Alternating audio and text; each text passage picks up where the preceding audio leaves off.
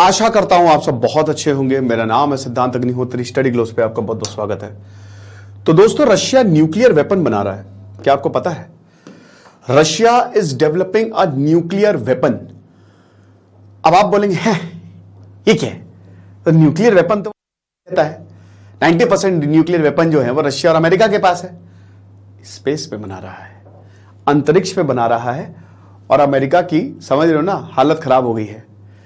America ने बोला है कि ये तो बहुत ही चिंता की बात है, हम क्या करें, कैसे करें। 1967 की एक ट्रीटी है जो ये कहती है भैया स्पेस पे तो वेपन ना ही बनाओ न्यूक्लियर। क्या कितना न्यूक्लियर मय हो जाएगा पूरी दुनिया। तो बात करेंगे। रशिया और अमेरिका हमेशा लड़ते रहते हैं, कोई इमोशंस पे काबू कर नहीं पाता है ना ही। अभी रशिया का तो अब क्या ही बता, व्लादिमीर पुतिन तो भैया अजय हैं, है ना। उनको बेस्ट डिक्टेटर अवार्ड दे देना चाहिए। अभी मैंने लेक्चर किया था, अलेक्सी नवाल्नी को मार दिया उन्होंने। तो व्लादिमीर पुतिन को कोई रोक नहीं सकता है। कितना कुछ हुआ, मतलब वही असली के खतरों के खिलाड़ी हैं। मतलब आप ये समझिए कि अभी प्रिगोजिन का लगा, अब तो गए रशिया यूक्रेन वॉर हुआ, प्रिगोजिन ने तख्ता पलट कर दिया, खेल खत्म, प्रिगोजिन को मरवा दिया। फिर था कि अरे यूक्रेन हमला कर देगा, व्लादिमीर ज़ेलेंस्की ऐसी की तैसी कर देंगे, खत्म, कुछ नहीं हुआ। फिर था कि लोग प्रोटेस्ट करेंगे, वहां पे जो युवा हैं उनकी लाशें आ रही हैं, उनकी माताएं प्रोटेस्ट करेंगी, खेल खत्म, कोई प्रोटेस्ट कुछ नहीं, सब बढ़िया, है ना। और अभी जो है वो अब व्लादिमीर पुतिन अगले महीने इलेक्शन मार्च में है, तो उनको कोई फर्क नहीं पड़ रहा है। मस्त इलेक्शन लड़ेंगे वो और अपने 2 लाख स्क्वायर फीट के बंगले में सेलिब्रेट करेंगे। तो भाई ऐसा है कुछ कि अमेरिका ने इस पे चिंता जताई है। और जैसा कि हमने बताया कि दोनों कोई अपने इमोशंस पे काबू नहीं है, दोनों काफी ज्यादा गुस्से में रहते हैं। व्लादिमीर पुतिन तो बहुत ही गुस्से में रहता है, बट वो गुस्सा अपना दिखाते नहीं है। लेकिन आप व्लादिमीर पुतिन की जैसा बन सकते हो इन अ पॉजिटिव वे कि आप अपने इमोशंस को कैसे काबू करोगे। एग्रेसिव बिहेवियर, एंगर मैनेजमेंट पे हम बात करेंगे, कैसे दूसरों को कन्विंस करें पॉजिटिव तरीके से। और सबसे बड़ी बात है कि कैसे हम ना कहें, है ना, द मोस्ट इंपॉर्टेंट थिंग। तो ये सारी चीजें हम बताएंगे जो आपकी सक्सेस को डिफाइन करेगी 300 रुपए में। साइकोलॉजिस्ट डॉक्टर मयूरिका दास, जो चीजें बहुत महंगी मिलती थी वो हम आपको बहुत सस्ते में लेके आए हैं। तो आप कोर्स को अवेल करें, आपको बहुत ज्यादा फायदा होगा। तो सबसे पहले अमेरिका ने क्या बोला है? अमेरिका ने बोला है, कांग्रेस को यहां पे रिप्रेजेंटेटिव ने बताया है कि देखो रशिया जो है वो नए वेपन्स बना रहा है, ठीक है, और ये न्यूक्लियर वेपन स्पेस पे बनाएगा। अब आप समझ सकते हो ये एक एंटी सैटेलाइट वेपन है। अगर ये स्पेस पे वेपन बनाएगा और ये एंटी सैटेलाइट है तो इसका मतलब क्या है कि वो न्यूक्लियर धमाका स्पेस पे कर सकता है, स्पेस से हमला हो सकता है। मैंने एक मूवी देखी थी बहुत पहले जब मैं छोटा था, Batman beyond return of the joker, cartoon network पे आई थी। तो उस पे स्पेस से हमला होता है ना, सैटेलाइट से से हमला होता है, ठीक है। टोनी स्टार्क को भी हमने देखा था कि वो सैटेलाइट डिप्लॉय करते हैं और वहां से उनका सूट आता है ये जो अल्ट्रॉन में।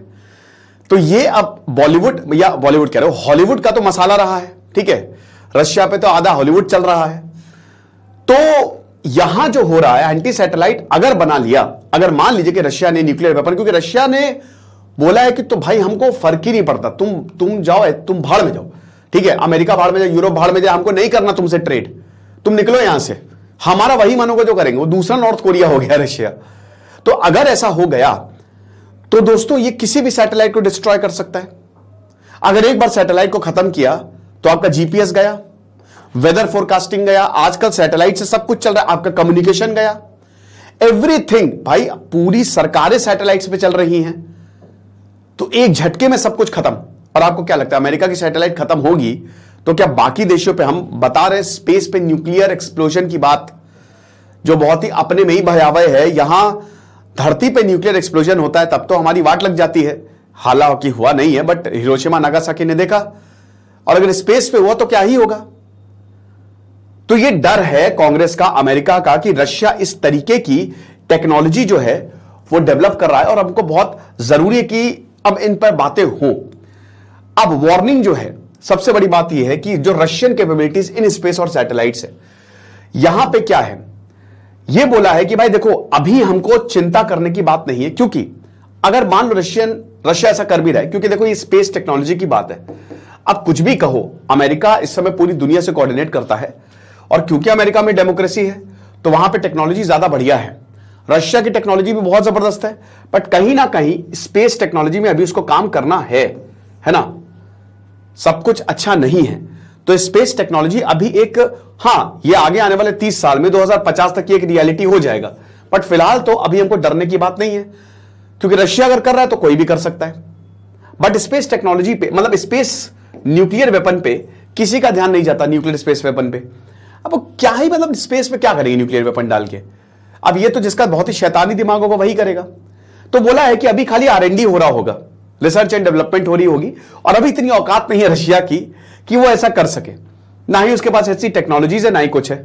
बट हां, एक डर तो है कि एंटी सैटेलाइट न्यूक्लियर वेपन इसने बनाना शुरू कर दिया है, ठीक है ना। लेकिन अब वही बात है कि जब पूछा गया, कांग्रेस ने पूछा यहां पर रिप्रेजेंटेटिव से कि भैया अगर ऐसी बात है तो किस तरीके का वेपन बना रहा है, क्या वो न्यूक्लियर वेपन है, क्या बायोलॉजिकल वेपन है, क्या वेपन बना रहा है? अब उस पर उन्होंने कुछ बोला ही नहीं, ठीक है। तो बात इतनी सी है। तो माइक टर्नर जो Republican chair of the US house of representative है, उन्होंने यही बोला कि भाई देखो, सीरियस नेशनल सिक्योरिटी थ्रेट। अब ये तो बहुत बड़ा स्टेटमेंट हो गया, ये बहुत बड़ा स्टेटमेंट हो गया भाई। माइक टर्नर अगर ऐसी बात कर रहे हैं तो आप समझ ही सकते हो कि मतलब सीरियस नेशनल सिक्योरिटी थ्रेट। तो अब इस पे अगर बात आएगी तो आप समझ सकते हो अमेरिका कुछ भी कर सकता है। लेकिन दोस्तों, हमको ये नहीं भूलना चाहिए कि ये सब हथकंडे भी हो सकते हैं, है ना। अब नेशनल सिक्योरिटी थ्रेट करके क्या पता अमेरिका ही बनाने की कोशिश कर रहा हो। अमेरिका सोच रहा हो कि चलो हम दुनिया को ऐसा दिखाएंगे कि रशिया बना रहा है तो हम भी बनाना शुरू कर देंगे। तो ये सब हथकंडे होते हैं भाई। देखो, लिथवेनको कौन थे ये, आपको इनका नाम बताता हूं मैं। रशिया में व्लादिमीर पुतिन है, लिथवेनको ने किताब लिखी थी, उसमें व्लादिमीर पुतिन के ऊपर आरोप लगाए थे कि इन्होंने रशिया में 3 जगह बॉम्बिंग की है, सरकार ने खुद बॉम्बिंग की है, ताकि वो जो चेचन्या फाइटर्स हैं या चेचन्या रीजन पर अपना कब्जा जमा सके। आप बॉम्बिंग कर दोगे, आप उनके ऊपर आरोप लगा दोगे उन्होंने बॉम्ब किया, ठीक है, और हम जाके अब इन्वेड कर रहे हैं।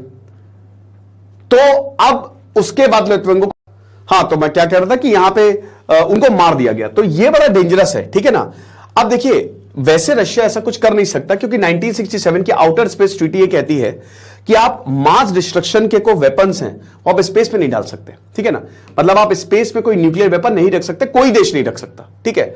तो अमेरिका, चाइना और जितने भी, सबने इसको साइन किया है, रशिया ने भी साइन किया है। और आपको बता दो कि these are the nation state competitors. इस समय अमेरिका, चाइना और रशिया, स्पेशली चाइना अमेरिका से कंपीट कर रहा है। लेकिन मत भूलिए कि चाइना नए वेपन सिस्टम बना रहा है। शी जिनपिंग ने साफ साफ बोला था कि हम अपनी मिलिट्री को अपग्रेड कर रहे हैं, हम नई नई टेक्नोलॉजी बना रहे हैं। तो इसमें स्पेस कैपेबिलिटीज, न्यूक्लियर और साइबर कैपेबिलिटीज भी शामिल होगी। अब देखिए, जिसके पास स्पेस पे न्यूक्लियर वेपन आया वो दादा हो जाएगा, मान के चलो, वो कुछ भी कर सकता है। तो ये डरने की बात तो है। अगर ये रिपोर्ट आई है तो इसमें सच्चाई होगी। कोल्ड वॉर डोमिनेंस हमने देखा भाई, 1945 के बाद ये न्यूक्लियर रेस शुरू हुई। एक समय पे 1 लाख से ऊपर वेपन्स थे रशिया और अमेरिका के। इतने सारे वेपन्स धड़ाधड़ बनाए जा रहे हैं कि अच्छा तुम ये बना रहे हो, वही बात हो गई, अरे सामने वाले ने बाइक ली है, मैं लूंगा ओला ई बाइक। अच्छा, सामने वाले ने कार ले ली, मैं लूंगा ट्रक। सामने वाले ने ट्रक ले ली, मैं लूंगा जेट। तो वही वाली बात हो गई है कि कोल्ड वॉर में ऐसे ही खूब सारे। फिर उसके बाद बोला कि यार क्या कर रहे हो, थोड़ा वेपन्स को खत्म करो। तब यहां पे ट्रीटी साइन की गई, और उसके बाद फिर रशिया अमेरिका ने वेपन्स को डिस्ट्रॉय करना शुरू किया। बट हम ये नहीं भूल सकते कि अभी भी रशिया और सिपरी की रिपोर्ट के हिसाब से रशिया और अमेरिका के पास सबसे ज्यादा न्यूक्लियर वेपन्स है। 90% न्यूक्लियर वेपन्स खाली रशिया और अमेरिका के पास है, और तबाह करने के लिए खाली एक ही न्यूक्लियर वेपन की जरूरत है। और अमेरिका भी नए नए वेपन्स डेवलप कर रहा है, नई नई टेक्नोलॉजीज डेवलप कर रहा है। रशिया ने क्या बोला है? रशिया ने बोला कि भाई देखो, फालतू चीजें बकवास मत करो हमारे सामने, ये मैलिशियस फैब्रिकेशन है, ठीक है। और आपको बता दूं कि ये अमेरिका की ही चाल है, ठीक है ना। हो भी सकता है भाई, क्या कर सकते हैं, मतलब अमेरिका। तो यहां पे दिमित्री पेस्कोव ने बोला है कि देखो, ये अमेरिका की ही चाल है, क्योंकि इनको पैसा चाहिए, ठीक है, बाय हुक और बाय क्रुक। कोई ना कोई बिल ये चाहते हैं जिससे मनी है। अब सिंपल सी बात है, देखो इसके 2 पॉइंट है। पहली बात, अमेरिका में इलेक्शन होने वाले हैं इसी साल, ठीक है, और इस तरीके की चीजें क्रिएट करके कि भाई जो बाइडन ही लड़ सकते हैं रशिया से, शायद इलेक्शन में कुछ टर्न अराउंड आ जाए। दूसरा पॉइंट ये है कि भाई देखो, अमेरिका को पैसे भी चाहिए, है ना, और पैसे अमेरिका में ऐसे मिलते हैं नहीं, एक अप्रूव्ड लिमिट होती है, जो कि जो बाइडन उसको ऑलरेडी पार कर चुके हैं। तो अमेरिका में आपको कांग्रेस से वो बिल पास करवाना, अमेरिका रियल डेमोक्रेसी है, तो अमेरिका में वो बिल पास करवाना पड़ता है। अब ये सारी बातें बोल के कि हम भी वेपन डेवलप करेंगे, तो उसके लिए तुमको पैसे चाहिए, तो पैसे पास करवा सकते हैं।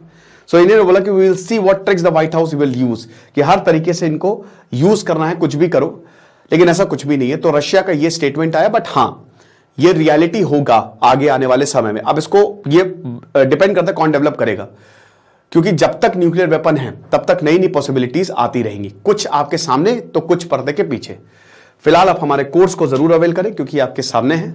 खुश रहिए, पढ़ते रहिए। दिस इज सिद्धांत अग्निहोत्री साइनिंग ऑफ।